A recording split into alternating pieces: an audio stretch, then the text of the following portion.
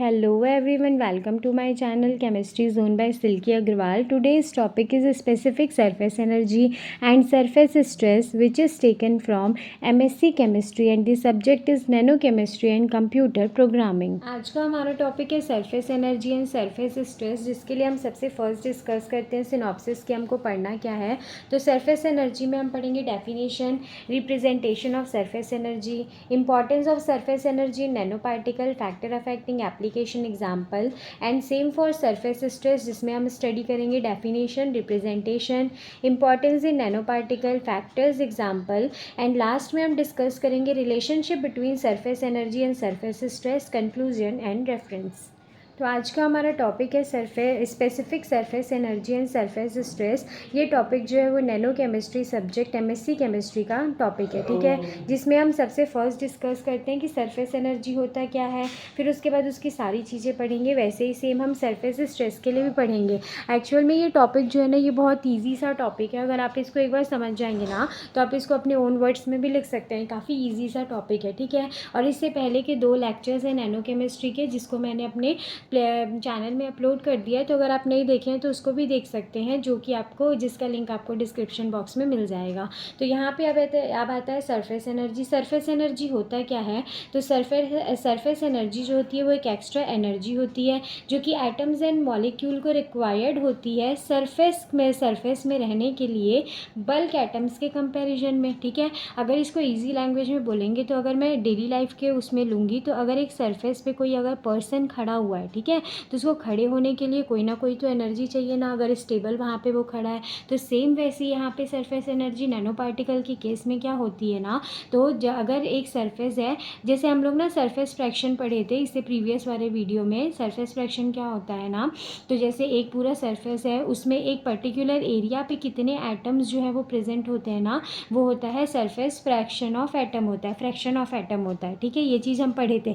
तो अगर एक सरफेस पे इतने एटम्स वो प्रेजेंट है, तो वहाँ पे वो लगे हुए हैं, ठीक है, रखे हुए हैं वहाँ पे, तो उनको वो वहाँ पे रहने के लिए कोई ना कोई एनर्जी की तो ज़रूरत पड़ेगी ना।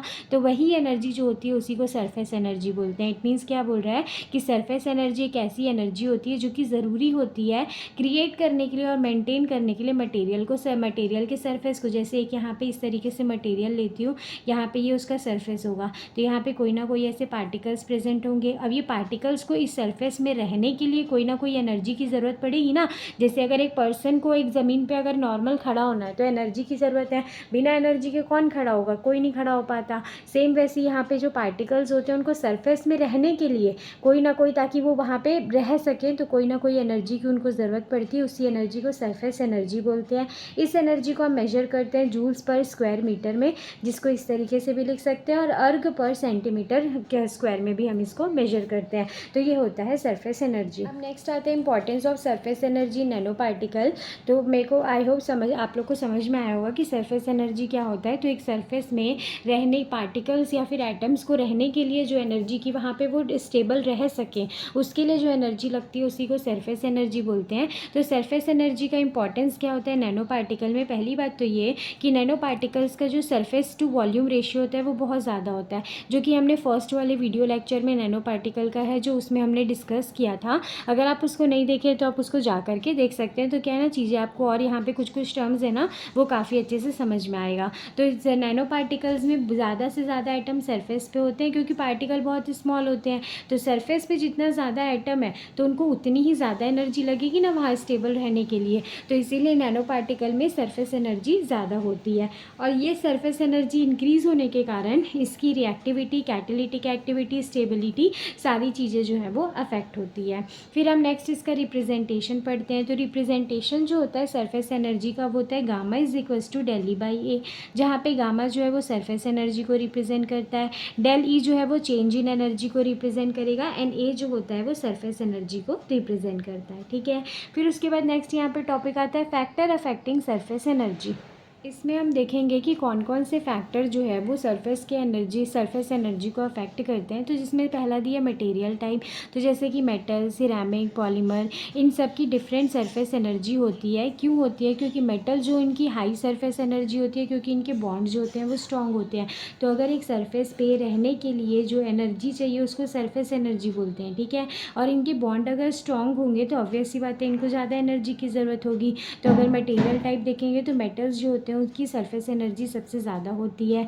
नेक्स्ट हम फैक्टर देखेंगे सरफेस रफनेस। तो सरफेस रफनेस मतलब कि रफ सरफेस में सरफेस एनर्जी ज़्यादा चाहिए होती है स्मूथ सरफेस के अकॉर्डिंग। जैसे एग्जांपल में वही डेली लाइफ, जैसे अगर आप एक प्लेन सरफेस पे खड़े हैं और एक आप ऐसे रफ सरफेस पे खड़े हैं, तो आपको बैलेंस करने के लिए यहाँ पे एनर्जी ज़्यादा देनी पड़ेगी। तो यहाँ पे भी वही चीज़ बोल रहा है कि रफ सरफेस होता है ना, तो वहाँ पे एनर्जी जो होती है सरफेस एनर्जी वो ज़्यादा लगती है, और यहाँ पर क्या लगती है, प्लेन सरफेस पे कम लगती है। इसको मैं डेली लाइफ मतलब एवरीडे लाइफ से रिलेट करके बता रही हूँ ताकि आपको ईजिली समझ में आए। जैसे यहाँ मैं हमारा एग्जाम्पल ले रही हूँ, लेकिन एक्चुअल में एग्जाम्पल किसका होगा, पार्टिकल्स का। जैसे प्लेन सरफेस में पार्टिकल्स हैं और रफ सरफेस में पार्टिकल हैं, तो ऑब्वियस सी बात है इसको यहाँ स्टेबल होने के लिए ज़्यादा एनर्जी की ज़रूरत पड़ेगी। टेम्परेचर के लिए, तो टेम्परेचर के लिए इन्वर्सली प्रोपोर्शनल, जैसे ही हम टेम्परेचर इंक्रीज़ करेंगे सरफेस एनर्जी डिक्रीज़ होगी। क्यों? इसका रीज़न क्या होता है, टेम्परेचर इंक्रीज़ करने से ना पार्टिकल्स का मोशन स्टार्ट होता है, और मोशन जैसे जैसे यहाँ पे स्टार्ट होगा तो यहाँ रहना ही नहीं चाहेगा, और रहना ही नहीं चाहेगा तो इसको एनर्जी की क्या ज़रूरत पड़ेगी, इसीलिए सरफेस एनर्जी डिक्रीज़ होगी। फिर नेक्स्ट है साइज ऑफ नैनो पार्टिकल। तो नैनो पार्टिकल का फिर से वही चीज़, सरफेस एटम जो होते हैं ना वो नैनो पार्टिकल में बहुत ज़्यादा होते हैं, इसीलिए उसकी सरफेस एनर्जी जो होती है वो बल्क मटेरियल के कंपैरिजन में ज़्यादा होती है, क्योंकि उसके सरफेस पे पार्टिकल्स जो होते हैं वो ज़्यादा प्रेजेंट होते हैं।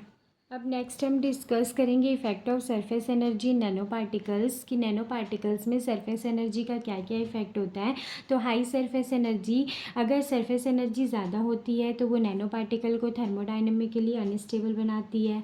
एल्गोमेरेशन मतलब क्या होता है, तो जैसे ही क्या होता है सरफेस एनर्जी वो होती है, रिड्यूस होती है, कम होने लग जाती है ना, nano particle start joining together to reduce surface energy. अब जैसे जैसे वो यहाँ पे जुड़ने लगेंगे ना तो उनकी सरफेस एनर्जी क्या होती है, क्या होने लगती है, कम होने लग जाती है। तो ये जो जुड़ रहे हैं ना, साथ में इकट्ठा हो रहे हैं, इसी को बोलते हैं एल्गोमेरेशन। एंड फिर आता है कोटिंग और स्टेबलाइजेशन। तो coating is done on nano particle to control surface energy. तो इसी सरफेस एनर्जी को कंट्रोल करने के लिए कोटिंग किया जाता है, उसको स्टेबलाइज करने के लिए, ठीक है। अगर सरफेस एनर्जी इंक्रीज हो रही है तो उसको कंट्रोल करने के लिए कोटिंग किया जाता है, ठीक है। तो ये सारे इफेक्ट होते हैं सरफेस एनर्जी के नैनो पार्टिकल्स में। अब नेक्स्ट यहाँ जैसे एग्जाम्पल दिया हुआ है, ठीक है। तो जैसे एग्जाम्पल मैं तो डेली लाइफ से आपको वो बता ही दी हूँ, लेकिन फिर भी एक जैसे एग्जाम्पल अगर लिखना होगा तो इसमें क्या आता है, soap bubble and surface energy. तो अगर इमेजिन करते हैं कि एक सोप बबल जो है उसको अगर एक सरफेस पे है, ठीक है, और यहाँ पे इस तरीके से सोप बबल है, तो इसको यहाँ पे सरफेस पे रुकने के लिए कोई ना कोई तो एनर्जी लग रही होगी ना इस सरफेस में रहने के लिए। तो वही एनर्जी जो रहेगी ना बबल की, उसी को बोलते हैं उसकी सरफेस एनर्जी, ठीक है। अब अगर सरफेस एनर्जी को मेरे को क्या करना है, बबल को और ज़्यादा बड़ा बनाना है, तो मेरे को सरफेस एरिया को इंक्रीज़ करना है, तो मेरे को और एनर्जी अप्लाई करनी पड़ेगी। तो वही चीज़ यहाँ पे दिया है कि अगर ये नैनो पार्टिकल्स है ना, तो इनमें पार्टिकल्स बहुत छोटे छोटे होते हैं, ठीक है, और छोटे छोटे होने के कारण इनको भी सरफेस एनर्जी जो है वो ज़्यादा देना पड़ता है, ठीक है।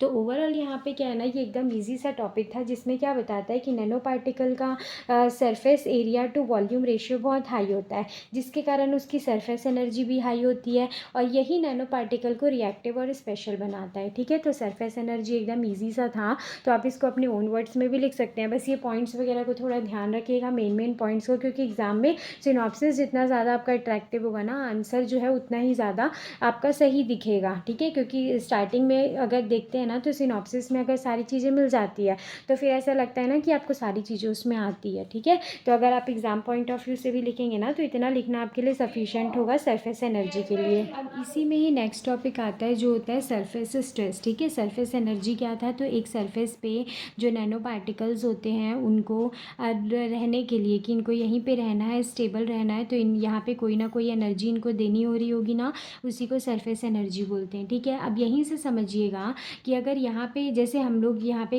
वही फिर से वही एकदम बेसिक एग्जाम्पल से बता रही हूँ कि अगर हम ऐसे इस तरीके से सरफेस पे खड़े हैं तो हमारी एनर्जी तो लग रही है, लेकिन एक ग्रेविटेशनल फोर्स भी लगता है ना, जो जो हमको क्या करके रखता है, ट्रैक्ट करके रखता है। सेम वैसे यहाँ पे ये सरफेस से कोई ना कोई तो फोर्स लग रहा होगा ना, जिससे कि ये क्या करके रखा है, इसको पकड़ करके रखा है, वहीं पे स्टेबल रखा है।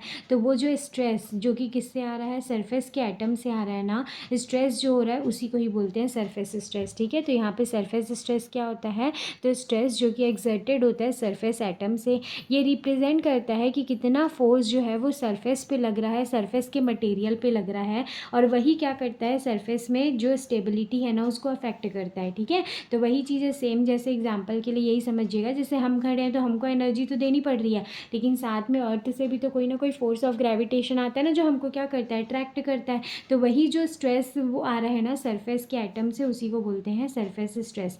इसका डेफिनेशन में सरफेस स्ट्रेस क्या होता है कि स्ट्रेस होता है जो कि किस में लगता है, मटेरियल के सरफेस ऑफ द मटेरियल के सरफेस पे लगता है, और वो मटेरियल की प्रॉपर्टीज़ को अफेक्ट करता है। जैसे ये मटेरियल है, मटेरियल के सरफेस पे लगेगा और उसकी प्रॉपर्टीज़ को भी अफेक्ट करता है। ये स्ट्रेस जो होता है वो कब होता है, सिर्फ सरफेस एटम पे होता है, बल्कि एटम पे नहीं होता। ठीक है, इट मीन्स ये अंदर इस तरीके से ऐसे ऐसे होंगे ना, उन पे नहीं लगेगा, ये सिर्फ किस पे लगेगा, जो सरफेस पे प्रेजेंट होंगे ना ऊपर, उन्हीं पर बस ये लगता है। ठीक है, क्यों, क्योंकि वहाँ पे क्या होता है ना, उनकी कोवलेंट बॉन्डिंग होती है, जिसके कारण वो कोई ना कोई तरीके का स्ट्रेस को फील करते हैं, उसी को बोलते हैं सरफेस स्ट्रेस। अब इसका रिप्रेजेंटेशन क्या होगा, तो इसको सिग्मा से रिप्रेजेंट करते हैं। फॉर्मूला होता है sigma is equals to F by A. F क्या होगा, तो force acting on a surface, A होगा area of the surface, and sigma जो होता है वो होता है सरफेस स्ट्रेस। तो इस तरीके से हम रिप्रेजेंट करते हैं सरफेस स्ट्रेस को। अब नेक्स्ट हम डिस्कस करेंगे factor affecting surface stress. Surface stress में कौन कौन से फैक्टर अफेक्ट करते हैं, तो सबसे फर्स्ट आता है सरफेस टेंशन। सरफेस टेंशन जितना ज़्यादा होता है वहाँ पे सरफेस स्ट्रेस जो होता है वो उतना ही ज़्यादा होता है। जैसे एग्जांपल में कि मेटल का सरफेस टेंशन जो होता है वो बहुत हाई होता है, जिसकी वजह से उसका सरफेस स्ट्रेस भी हाई होता है। फिर नेक्स्ट आता है सरफेस डिफेक्ट। सरफेस डिफेक्ट मतलब क्या होता है, जैसे कि वैकेंसीज, डिसलोकेशन या फिर क्रैक, जिसकी वजह से सरफेस स्ट्रेस इंक्रीज होता है। जैसे एग्जांपल के लिए समझिए, जैसे ये सरफेस है, यहाँ पे पार्टिकल्स प्रेजेंट है, वैकेंसीज मतलब एक यहाँ से हट जाएगा तो एक खाली स्पेस आ जाएगा। वैसे ही डिसलोकेशन है, तो डिसलोकेशन मतलब ये इधर से उठ करके अपने प्लेस को अगर चेंज करेगा, या फिर बीच में क्या आना, क्रैक आना, तो इसकी इन सब की वजह से सरफेस स्ट्रेस इंक्रीज होता है। जैसे एग्जाम्पल में दिया हुआ है, तो stress concentration on cracked surface increases and material में बिकम ब्रिटल। अब ब्रिटल मतलब क्या होता है, तो एक ऐसा सब्सटेंस ना जो कि हार्ड होता है लेकिन टूटने से ईजिली टूट जाता है। जैसे हम एग्जाम्पल चौक का ले सकते हैं ना, तो वो क्यों टूट रहा है, क्योंकि उसका सरफेस जो है वो तो हार्ड है, लेकिन अंदर में उसके कुछ पार्टिकल्स होंगे, या तो कुछ वैकेंसीज होगी, खाली होगा, अंदर से खोखला जिसको बोलते हैं होगा, या तो उसके पार्टिकल्स डिसअरेंज होंगे, ठीक से अरेंज नहीं होंगे, तो वो दिख हार्ड रहा है, ठीक है, छूने से भी हार्ड है, लेकिन वो ईजिली टूट जा रहा है। ठीक है, तो क्या होता है ना, सरफेस डिफेक्ट के कारण सरफेस स्ट्रेस जो है वो इंक्रीज हो जाता है। फिर नेक्स्ट आता है एक्सटर्नल फोर्सेस। एक्सटर्नल फोर्सेस, तो जैसे जब एक्सटर्नल फोर्स जैसे कि कंप्रेसिव और टेंसाइल स्ट्रेस को अप्लाई करते हैं मटेरियल में, तो वो भी सरफेस के स्ट्रेस को अफेक्ट करता है। तो ये था फैक्टर अफेक्टिंग सरफेस स्ट्रेस। अब नेक्स्ट हम देखेंगे यहाँ पे relationship between surface energy and surface stress. तो यहाँ दिया है कि सरफेस एनर्जी और सरफेस स्ट्रेस जो है वो दोनों कॉन्सेप्ट जो है वो एक दूसरे से रिलेट करता है, लेकिन डिफरेंट फिजिकल प्रॉपर्टीज़ को रिप्रेजेंट करता है। जैसे कि तो सरफेस एनर्जी एनर्जी होती है न्यू सरफेस को क्रिएट करने के लिए, और वहीं सरफेस स्ट्रेस क्या होता है, फोर्स पर यूनिट लेंथ होता है जो कि उस सरफेस पे एक्ट करता है। जैसे कि एग्जाम्पल है, एक सरफेस है, ठीक है, इस सरफेस न्यू सरफेस मतलब पार्टिकल से मिला करके एक सरफेस को बनाना, तो यहाँ पे बनाने के लिए इट मीन्स पार्टिकल जो है वो सरफेस में प्रेजेंट रहे, तो वहाँ रहने के लिए उनको कोई ना कोई एनर्जी चाहिए, तो वो सरफेस एनर्जी कहलाती है। ठीक है, लेकिन वही जैसे मैं बार बार एग्जांपल बोल रही हूँ कि अगर एक पर्सन जो है वो खड़ा हुआ है ज़मीन पर, तो उसको तो एनर्जी देनी पड़ रही है ज़मीन पर खड़े होने के लिए, लेकिन फोर्स ऑफ ग्रेविटेशन भी तो लगता है ना, जो कि बैलेंस करता है। तो वही जो फोर्स जो सरफेस को लगता है ना, उसी को सरफेस स्ट्रेस बोलते हैं। तो ये दोनों जो होते हैं ना, एक दूसरे से मिलते हुए ही कॉन्सेप्ट होते हैं, बस डिफरेंट फिजिकल प्रॉपर्टीज़ को रिप्रेजेंट करते हैं। तो in liquid they are equal, but in solid they can differ due to elastic deformation. ठीक है, इसमें यहाँ पे आपको ये ध्यान रखना है कि सरफेस एनर्जी और सरफेस स्ट्रेस जो है वो लिक्विड में इक्वल होते हैं, लेकिन सॉलिड में डिफरेंट होते हैं इलास्टिक डिफॉर्मेशन के कारण। इट मीन्स हम उसके शेप जो होते हैं ना, उसको दोबारा से फॉर्म नहीं कर सकते। ठीक है, जैसे दोबारा उसको फॉर्म नहीं कर सकते, इसीलिए दोनों क्या होते हैं, वेरी करते हैं। ठीक है, surface energy and surface stress very करते हैं सॉलिड के फॉर्म में, लिक्विड के फॉर्म में, दो लिक्विड जब फॉर्म रहेगा तो वो दोनों इक्वल होते हैं। अब इसमें लास्ट आता है कि सरफेस एनर्जी और सरफेस स्ट्रेस का इफेक्ट क्या होता है नैनो पार्टिकल्स में। तो अभी सेम वही चीज़ जो हमने पढ़ा है कि सरफेस एनर्जी और सरफेस स्ट्रेस दोनों का इंपॉर्टेंट रोल होता है नैनो पार्टिकल में। स्मॉल पार्टिकल्स हैं जो सरफेस एटम होते हैं उनमें large number of small particles होते हैं जिनके कारण उसकी हाई सरफेस एनर्जी होती है, ठीक है। और ये हाई सरफेस एनर्जी के कारण इनका हाई सरफेस स्ट्रेस भी होता है। क्यों? क्योंकि उनके बीच की बॉन्डिंग जो होती है वो वीक होती है और वो मोर फ्लेक्सिबल होते हैं। नैनो पार्टिकल जो होते हैं वो असेंबलेज को बोलते हैं एग्लोमेरेशन, जिसको एक बार मैंने और पीछे बताया हुआ है कि नैनो पार्टिकल जैसे ही सरफेस एनर्जी और सरफेस स्ट्रेस जो होता है ना इनका हाई होता है तो उसके कारण ये असेंबलेज मतलब एक साथ क्या होने लगते हैं, पूरा इकट्ठा होने लग जाते हैं, ठीक है। और जैसे ही लोग इकट्ठा होते हैं इनकी हाई सरफेस एनर्जी और सरफेस स्ट्रेस जो होता है वो डिक्रीज हो जाता है। Surface energy and surface stress जो होता है ना वो अफेक्ट करता है वेरियस प्रॉपर्टीज़ को, जैसे कि melting point, catalytic activity and optical properties. तो ये टॉपिक जो था ये surface energy and surface stress का था नैनो पार्टिकल्स में, जो कि आई होप आप लोगों को समझ में आया होगा। तो ये वाला जो लेक्चर है ना ये नैनो केमिस्ट्री का 3rd लेक्चर है। तो अगर आपने पहले वाले नहीं देखे हैं तो आप उसको जा कर के देख सकते हैं। एग्ज़ाम पॉइंट ऑफ व्यू से लिखेंगे तो आपके लिए एकदम ये परफेक्ट है, इतना आप लिख देंगे तो इतना सफिशेंट होगा। और पूरा जो है ना सिनॉप्सिस के साथ लिखेंगे तो वो ज़्यादा बेटर रहेगा। और ये एकदम ईजी सा टॉपिक है, आप इसको अपने समझ लीजिए बस, फिर उसके बाद अपने ओन वर्ड्स में भी लिख सकते हैं। बस जो पॉइंट्स ऐसे इस तरीके से जो पॉइंट्स है ना उनको आप ध्यान रखिएगा। बाकी जो है ना एग्ज़ाम पॉइंट ऑफ व्यू के लिए आप इसको एकदम प्रेफर कर सकते हैं। और जो प्रीवियस 2 लेक्चर है आप उनको भी देख सकते हैं, क्योंकि क्या है कंटिन्यूएशन में देखेंगे ना तो आपको ज़्यादा अच्छे से समझ में आएगा। तो नैनो पार्टिकल का 2 और लेक्चर है मेरे चैनल पे ही है, जिसका लिंक आपको डिस्क्रिप्शन बॉक्स में मिल जाएगा। और अगर आप चाहते हैं कि मैं कोई और टॉपिक को एक्सप्लेन कर दूँ तो आप उसको कमेंट सेक्शन में बता सकते हैं। और अगर PDF की रिक्वायरमेंट है तो आप मेरे मेल में मैसेज कर सकते हैं, जो कि मेरा मेल भी आपको डिस्क्रिप्शन बॉक्स में मिल जाएगा। Thank you.